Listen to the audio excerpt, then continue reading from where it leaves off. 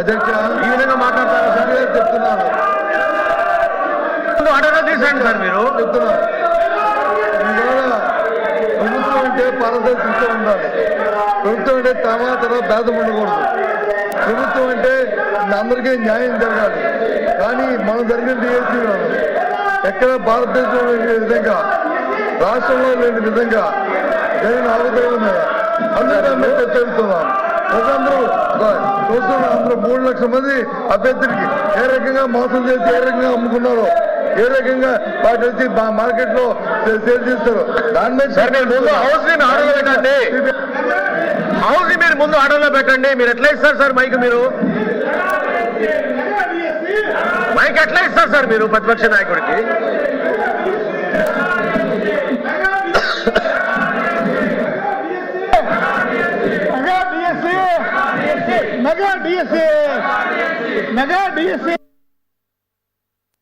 Sir ఏం sir అది?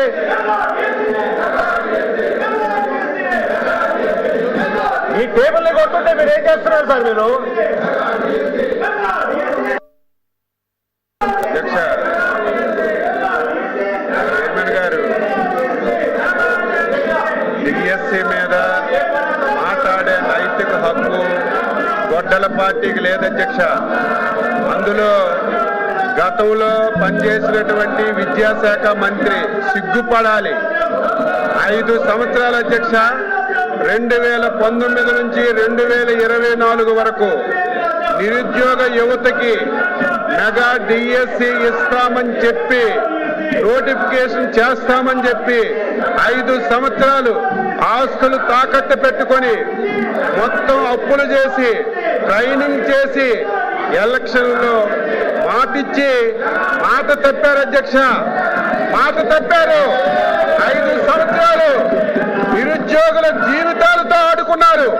అందులో బొత్స సత్యనారాయణ గారు అధ్యక్ష విద్యాశాఖ మంత్రిగా ఉండి కనీసం వాళ్ళ గొడ్డల పార్టీ అధ్యక్షుడికి చెప్పి నోటిఫికేషన్ ఇచ్చుకోలేనటువంటి దద్దమ్మ ఈ రోజు మళ్ళీ శాసనమండలిలో మాట్లాడుతున్నారు అధ్యక్ష.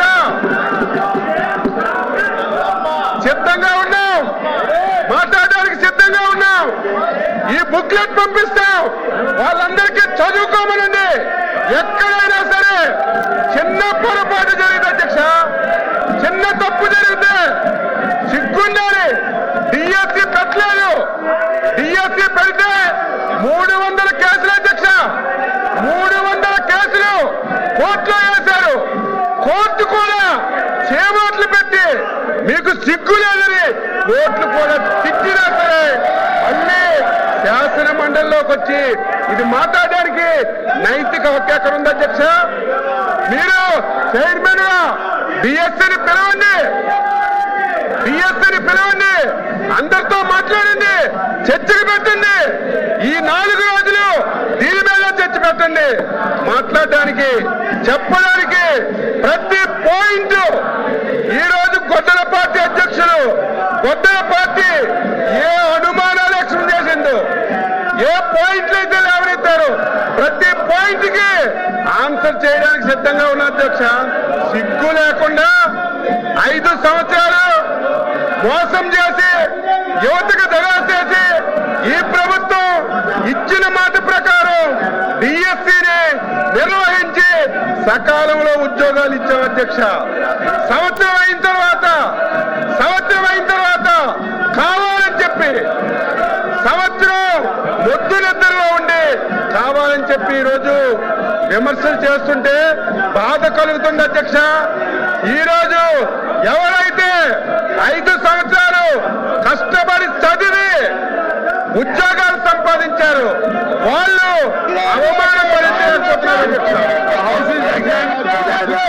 మాడిపల్లి రాంప్రసాద్ గారు, minister transport.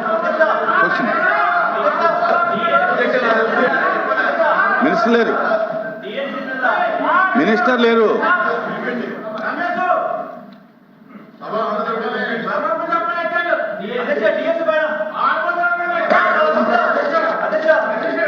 Please please please please బిఎస్సీలో మాట్లాడతాం.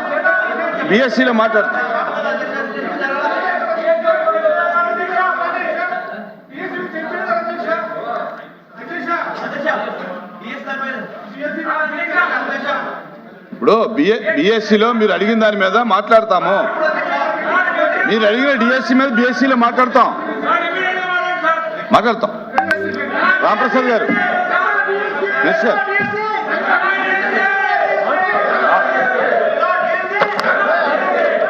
మాట్లాడు.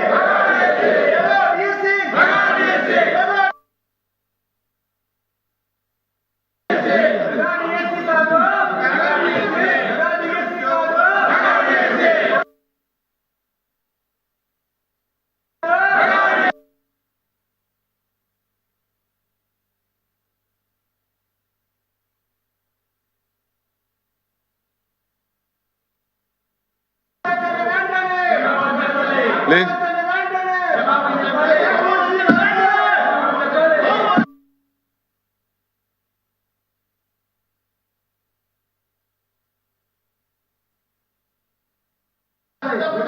ఎల్ఓపి గారు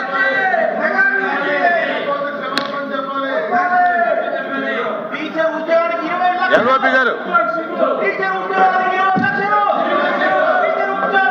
ప్లీజ్. అధ్యక్ష మా డిమాండు ఏదైతే డిఐసి మీద ఉందో దాని మీద చర్చ జరగాలి అన్నాం. నేను ఒక విషయాన్ని తమ దృష్టి తీసుకొస్తాను. ఇది నాకంటే ఇంతకు ముందు అచ్చెన్నాయుడు గారు అగ్రికల్చర్ మినిస్టర్ గారు మాట్లాడారు. ఆయన మాట్లాడిన భాషను ఒకసారి చూడండి. ఆయన మాట్లాడుతూ బొత్స సత్యనారాయణ గారు దద్దమ్మ మనిషి మనిషి మనిషి మనిషి మనిషి అధ్యక్ష అధ్యక్ష అధ్యక్ష మనిషి మనిషి మనిషి పెరిగితే బుద్ధి రాదు. ఎద్దులాగా వచ్చి ఎద్దులాగా ఎత్తితే మనకి వచ్చి తెలుగుతాడు రావు. భాష బాగోవాలి. ఎవరు దద్దమ్మో ఎవడు అమ్మోతులో ఉన్నాడు, ఎవడు ఉన్నాడు, ఎవడు పరిపాలన చేస్తాడు, ఏ రైతులు వచ్చి ఎరువులు లేక వస్తున్నారు, ఏ రైతులు ఇబ్బంది పడతారు రాష్ట్రంలో. ఈ దద్దమ్మ వచ్చి తెలుస్తుంది. దయచేసి ఈ భాష మంచిది కాదు. ఈ సభలో శాసనసభలో మంచిది కాదు. ఆ వర్డ్స్ విద్య చేయండి. ఏంటి ఇలాంటి భాషలు ఆడడానికి గౌరవంగా మాట్లాడి నేర్చుకోండి. డిఎస్సి మీద మాకు జరగాలి.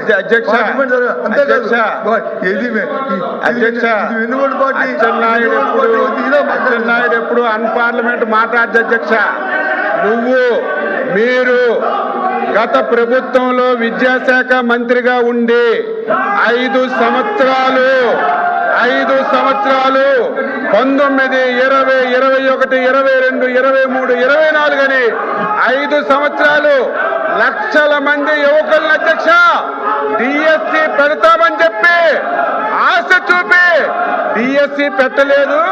ఆ రోజు విద్యాశాఖ మంత్రిగా ఉండి మీ గొడ్డల పార్టీ అధ్యక్షుడిని కనీసం చెప్పలేని వ్యక్తిని ఏమనాలి మీరే చెప్పండి అధ్యక్ష. నేను కట్టుబడి మీరు ఎరువులు అంటున్నారు, వ్యవసాయం అంటారు. దేని మీదైనా ఈ 2 సంవత్సరాల్లో వ్యవసాయ అనుబంధ రంగాలు ఏ శాఖ అయినా మీ పాలన మా పాలన చర్చించడానికి ఎన్ని రోజులైనా సిద్ధంగా ఉన్నాం. దద్దమ్మ అనేది అన్పార్లమెంట్ అయితే చెప్పండి అధ్యక్ష. దద్దమ్మ అనేది అన్పార్లమెంట్ అయితే చెప్పండి, క్షమాపణ చెప్తాను, నాకేం అభ్యంతరం లేదు. చేతకాని వాళ్ళని దద్దమ్మలు అంటారు. మీరు విద్యాశాఖ మంత్రిగా ఉండి డిఎస్సి ఇప్పించడంలో వైఫల్యం చెందారు కాబట్టి, చేత కాలేదు కాబట్టి దద్దమ్మన్నాను అధ్యక్ష. ఇది అన్పార్లమెంట్ కాదు. అన్పార్లమెంట్ అయితే చెప్పండి. నా పర్సనాలిటీ గురించి మాట్లాడుతున్నావు. నువ్వు సచ్చినా కాలు కిందకు పెట్టి తలపైకి పెట్టినా నా పర్సనాలిటీ నీకు రాదు సత్యనారాయణ. నా పర్సనాలిటీ నీకు రాదు.